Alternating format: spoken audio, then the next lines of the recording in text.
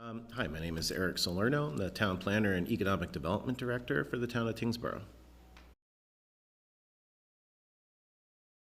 The MBTA Communities Legislation, also known as Section 3A of Chapter 40A, or the Chapter 40A is the Zoning Act of Massachusetts, is legislation passed by the Governor's administration, Governor Baker, to ensure that multifamily housing was zoned in 177 communities in the Boston metro area by right.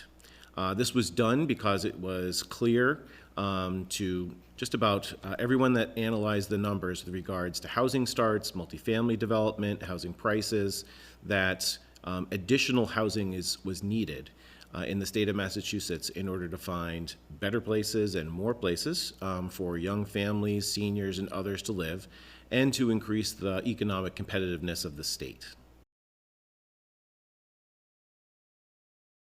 177 communities are subject to the law. They have varying categories. So the closer you are to Boston, the greater the requirements with regards to capacity and zoning. Farther out, where Tyngsborough is, we're considered an adjacent community. The reasoning behind the selection of those 177 communities does follow the MBTA rail path. So since Tyngsborough is an adjacent community to Lowell, where the commuter rail station is, we're considered an adjacent community. So while it's potentially misleading to call the legislation MBTA communities, meaning, well, we don't have a train station or even significant bus lines in town, why is this legislation a requirement for the town of Tyngsborough? The accessibility to mass transit is what was used to determine what communities were required to have this zoning requirement. Doing nothing is not an option for communities. Some folks hear the sort of the incentives or disincentives for non-compliance. So the state has mentioned, in order to encourage timely responses to this law, that eligibility for grant programs and other funding is going to be eliminated for communities that don't comply on time. That might have insinuated that there was an opportunity to opt out of the law if communities were willing to forego those resources.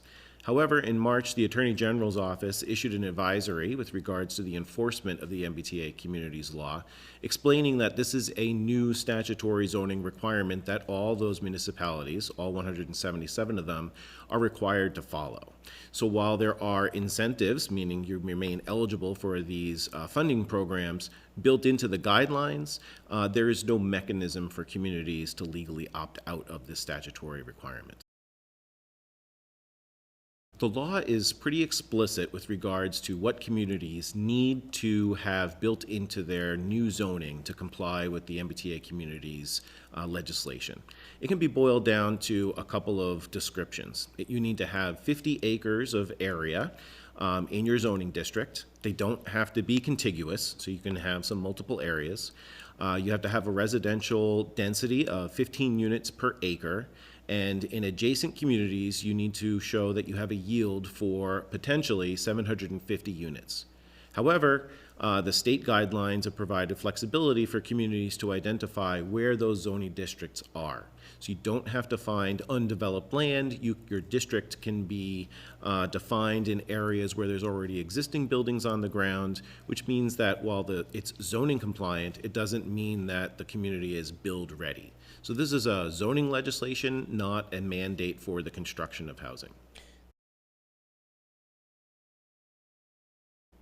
Tyngsborough's created a significant amount of new housing over the last 10 to 20 years, everything from developments at Tyngsborough Crossings, Merrimack Commons, and other multifamily housing. And I commend the town for doing a good job creating a good, diverse housing stock. Unfortunately, the state hasn't taken previous housing construction into consideration in their legislation. So the town of Tyngsborough is still subject to the Section 3A, Chapter 40A, MBTA Communities legislation nonetheless. So while communities have been looking at that legislation as a forced mandate, which it is, The town of Tyngsborough has been responding with its zoning review committee to come up with strategies that minimize the public services impact while maximizing the economic impact of potential new housing by creating at least 3 different individual district areas, mostly located along Middlesex Road in the northern area near our commercial and retail corridor. The town's been working on coming up with solutions to comply with this legislation for probably over a year now. The town formed what's called the Zoning Review Committee, who have been actively meeting to come up with areas and defining the district and language for the zoning amendment. And that committee is made up of members of the Select Board, the Planning Board, the Zoning Board of Appeals, and residents. I'd like to commend the members of that zoning review committee. They've been very cooperative and collaborative, coming up with solutions that they believe are going to be not only accepted by the state when the amendments, if they get past the town meeting, are evaluated, but also, as I mentioned, have the greatest positive impact on tax revenues as well as support for our retail and commercial corridors in the northern portion of town, as well as selecting areas where there's already building and construction within the district that limits the immediate impact with regards to the potential for new construction.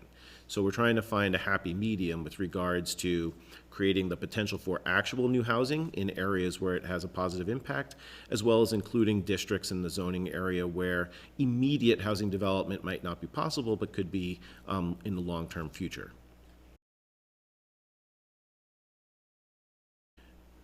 Members of the community are invited to participate in this process. Our zoning review committee meetings are open to the public. They are posted to the town website. We also have some information sessions. One of them was held in November. We had some folks come out to share some opinions, and we appreciate their attendance. We also have one coming up next week on December 4th. That's on Monday night at 7 o'clock. The public is welcome to come in to share their opinions. And the reason why we're having these meetings in November and December is the Zoning Review Committee is planning to submit its draft zoning districts and zoning amendment language to the state for preliminary review in the middle of December. The state's going to have 90 days to review it before providing some feedback to the community ahead of town meeting in May. So community members are also welcome to reach out to the planning office even after December 4th's information session, and even while our drafts are under review within the state. You can feel free to reach out to myself, Eric Salerno. And you are welcome, the public's welcome to attend public hearings. Since this would be a zoning amendment, the town is anticipating zoning amendment hearings to take place in April ahead of our May town meeting. And of course, people are welcome to attend town meeting itself. A lot of people have been asking whether there will be infrastructure impacts as a result of this legislation if it gets passed as a new bylaw in town. In short, the answer is no, in that there's no requirements for the town to create new infrastructure or to accommodate the potential new development that could result from the zoning amendment itself. As I mentioned, the requirements are to zone, not so much make the town construction ready. So if there are proposals for multi-housing development, obviously by right, and there are infrastructure impacts in that regard, the development or the cost of that development will have to incorporate additional improvements to any infrastructure if required. I will point out, however, that the town has greatly increased its capacity with regards to sewer and water connections up and down Middlesex Road, so it's well prepared to help support this type of development in the northern part of Middlesex Road. What by right means is it is not going to require any special permits, it doesn't require any special variances, it doesn't require discretionary approval. However, it does require, or towns are allowed to require, site plan review. So while the town can't deny projects that are proposed, that is the point of by right zoning, it can weigh in with regards to the way a building might be designed. It could weigh in with regards to the layout of a site. It has to be compliant with stormwater requirements. It still needs to comply with all building codes. And the site plan review process is executed by the planning board. So any proposals are still available for the public to weigh in with regards to opinions.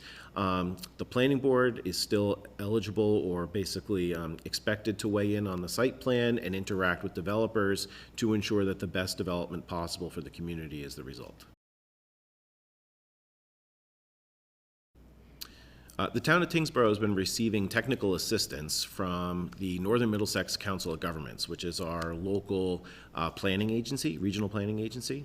And representatives from NIMCOG have been assisting the Zoning Review Committee and the Planning Office to come up with the required drafts, the maps, the analysis for compliance, and the language for the zoning. So we're very appreciative for that support, which was funded by the state, so it's been at no cost to the town. The group, the Zoning Review Committee itself, has been taking multiple considerations to mind when evaluating potential solutions.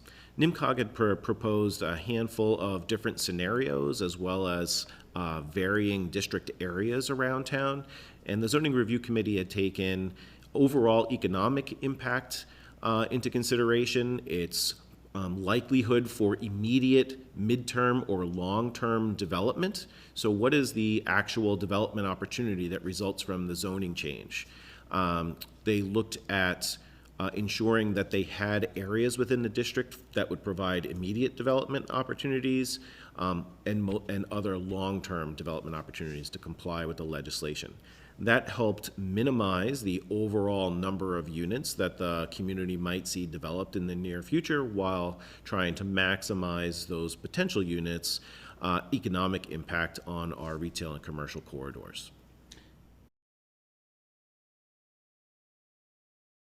The MBTA communities legislation has the potential to positively impact all of the communities that pass compliant amendments. In Tyngsborough, this means that the community can provide additional housing opportunities for a diverse set of demographics. It provides potential opportunities for seniors to have another place to live and stay within town, to downsize out of single-family homes. It provides opportunities for young adults to move to Tyngsborough to work in our region and support our communities economically as well as socially. It provides young families an opportunity to find a place to live for their first home. And it provides the potential opportunity to help address the competitiveness for Tyngsborough just on the southern border of New Hampshire. So obviously we compete with Nashua by providing these types of housing opportunities in town. It increases the economic demographic checkpoints, if you will, for economic investment in Tyngsborough.